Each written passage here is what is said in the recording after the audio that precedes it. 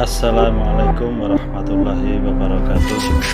Selamat berjumpa kembali dengan kami dari Warta Pendidikan. Untuk video kali ini akan kami sampaikan bagaimana cara kita menyusun alur asesmen proyek penguatan profil pelajar Pancasila.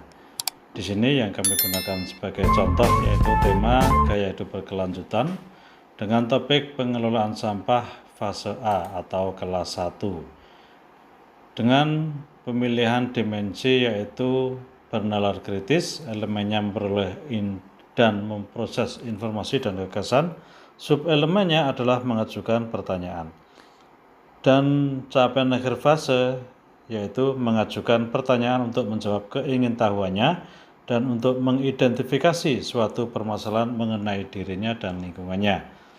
Dalam alur asesmen proyek yang disusun adalah yang pertama tujuan pembelajaran. Jadi dari capaian akhir fase ini kita menyusun atau merumuskan tujuan pembelajaran. Dalam tujuan pembelajaran yang perlu kita ambil sebagai kata kunci adalah kompetensi dan konten atau materi. Kompetensi itu kita lihat dari capaian akhir fase yang sudah ada. Di sini kompetensinya adalah mengajukan pertanyaan. Di sini saya beri warna kuning, dan mengidentifikasi. Ini dua kata kerja ini merupakan kompetensi yang diharapkan dari siswa. Kemudian materinya adalah permasalahan mengenai diri dan lingkungan sekitarnya. Kita beri warna hijau. Nah, sudah nampak di sini ada dua kompetensi, yaitu mengajukan pertanyaan dan mengidentifikasi. Kemudian kontennya atau materinya adalah kita tampilkan, yaitu permasalahan mengenai dirinya dan permasalahan mengenai atau lingkungan sekitarnya. Dari dua komponen tersebut, yaitu kompetensi dan konten, di mana setiap komponen yaitu ada dua, maka bisa kita rumuskan tujuan pembelajarannya, yaitu yang pertama adalah mengidentifikasi permasalahan mengenai lingkungan sekitarnya, yang kedua adalah menanyakan tentang permasalahan pada diri dan lingkungan sekitarnya. Kita bisa melihat di daftar kata kerja operasional dari taksonomi Bloom. Di sini ada dua, yaitu mengidentifikasi dan menanyakan. Sehingga kita bisa mengambil tujuan pembelajaran dari capaian akhir fase yang sudah kita pilih, yaitu mengidentifikasi permasalahan dan seterusnya. Kemudian yang kedua adalah menanyakan tentang permasalahan dan seterusnya. Dari dua tujuan tersebut kita ambil atau kita pilih salah satu atau kita pilih semuanya, tergantung dari penjabaran dari modul proyek yang sudah ada. Dari tujuan pembelajaran tersebut, maka kita tentukan indikatornya, di mana tujuan akan dicapai apabila indikator tersebut muncul atau nampak pada siswa. Sebagai contoh, tujuan yang pertama adalah mengidentifikasi permasalahan mengenai lingkungan sekitarnya, maka apabila siswa bisa menyebutkan, maka tujuan tersebut tercapai. Maka ini bisa kita ambil, bisa kita lihat dari kata kerja operasional taksonomi Bloom.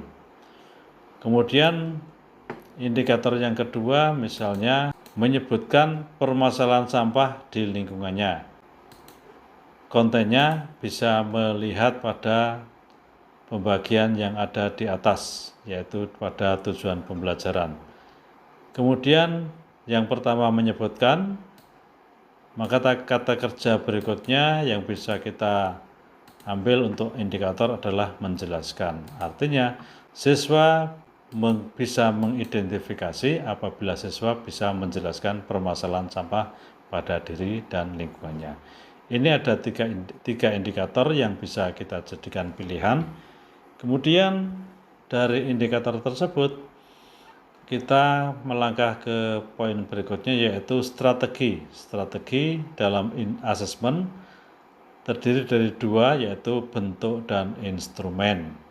Untuk bentuk bisa ada dua alternatif, yaitu A, menyampaikan informasi, yang kedua bisa melakukan suatu tindakan.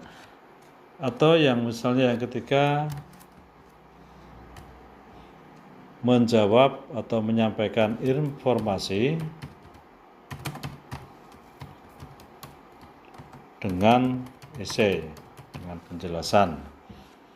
Ini bisa kita jadikan pilihan untuk bentuk asesmen. Kemudian instrumennya ada beberapa pilihan, yaitu rubrik yang pertama, kedua isian singkat, dan yang ketiga adalah uraian.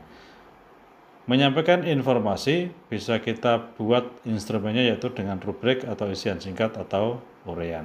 Sedangkan melakukan suatu tindakan tentunya dengan praktek atau kerja nyata, kerja praktek. Atau bisa juga kita buat dengan rubrik. Ini untuk strateginya, yaitu bentuknya dan instrumennya.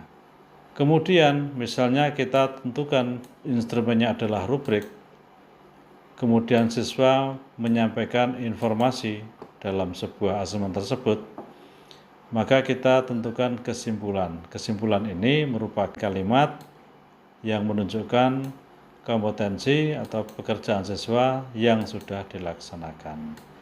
Di sini yang sudah kita contohkan, misalnya apabila rubrik terdapat beberapa skor, misalnya ini 4, maka dari aspek yang dinilai bisa kita tentukan beberapa pilihan, misalnya belum mampu, cukup mampu, mampu, dan sangat mampu. Atau tidak bisa, cukup bisa, bisa, sangat bisa. Atau misalnya siswa diminta menyebutkan, maka mungkin anak tersebut tidak pernah, atau kadang-kadang, atau sering, atau selalu bisa.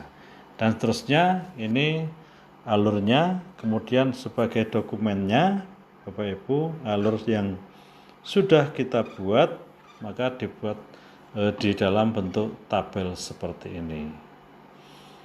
Yang pertama di sini adalah capaian akhir fase. Ini untuk asesmen sumatif. Kemudian tujuan pembelajaran ini asesmen sumatif. Ini digunakan untuk rubrik penilaian setelah selesai kegiatan, yaitu asesmen sumatif, mengidentifikasi permasalahan mengenai diri dan lingkungannya. Kemudian indikatornya adalah merupakan asesmen formatif, yaitu menyebutkan permasalahan sampah pada diri dan lingkungannya. Ini kita ambil sesuai dengan alur yang sudah kita rumuskan di atas tadi.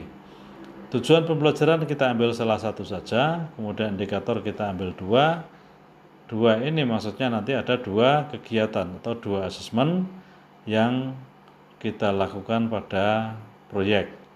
Kemudian dari 2 asesmen tersebut, masing-masing asesmen pada asesmen formatif, keduanya dibuat instrumen. Dalam hal ini kita buat rubrik, semuanya rubrik, ya, semuanya rubrik. Karena ini yang paling mudah. Dalam rubrik tersebut, misalnya kategori atau aspek yang akan dicapai adalah menyebutkan permasalahan sampah pada diri dan lingkungannya, maka nanti ada 4 kategori. Belum, cukup mampu, sudah mampu, dan sangat mampu. Kemudian pada indikator yang kedua, pada rubrik yang kedua, yaitu menggunakan indikator menjelaskan permasalahan sampah pada diri dan lingkungannya. Mungkin sebagai scoringnya bisa kita tentukan tidak jelas, cukup jelas, jelas, sangat jelas. Contoh yang kedua misalnya mengidentifikasi dan mengolah informasi dan gagasan. Ini bisa kita tentukan tujuan pembelajarannya, misalnya mengidentifikasi dan mengolah ide atau gagasan. Ini bisa kita buat seperti ini, atau bisa kita buat yang lainnya. Dari tujuan tersebut kita tentukan untuk asesmen formatifnya atau indikatornya, mengidentifikasi ide atau gagasan pengelolaan sampah. Kemudian indikator yang kedua adalah menyampaikan ide atau gagasan secara lisan tentang pengelolaan sampah. Ini sebagai contoh Bapak Ibu. Dari dua indikator tersebut nanti kita tentukan bentuk asesmennya serta instrumennya. Untuk bentuknya bisa menyampaikan informasi, karena ini belum melakukan praktek atau pembuatan suatu karya. Kemudian instrumennya adalah rubrik. Kemudian kesimpulannya, kalimat untuk penilaiannya atau scoringnya bisa kita gunakan seperti yang di atas, misalnya belum mampu, cukup mampu, sudah mampu, atau sangat mampu. Ini Bapak Ibu untuk penyusunan alur asesmen proyek penguatan profil pelajar Pancasila dari capaian akhir fase, kemudian dirumuskan tujuan pembelajaran sebagai asesmen sumatif, kemudian dari tujuan pembelajaran tersebut dirumuskan indikator sebagai asesmen formatif. Dari indikator tersebut kita tentukan strategi untuk memenuhi indikator tersebut, yaitu dengan bentuk soal atau bentuk asesmen seperti apa. Sebagai contoh adalah menyajikan informasi, dan instrumennya adalah rubrik. Kemudian dari alur asesmen tersebut nanti kita buat yaitu rubrik asesmen. Untuk pembuatan rubrik asesmen sudah kita sampaikan pada video terdahulu. Terima kasih, semoga bermanfaat. Assalamualaikum warahmatullahi wabarakatuh.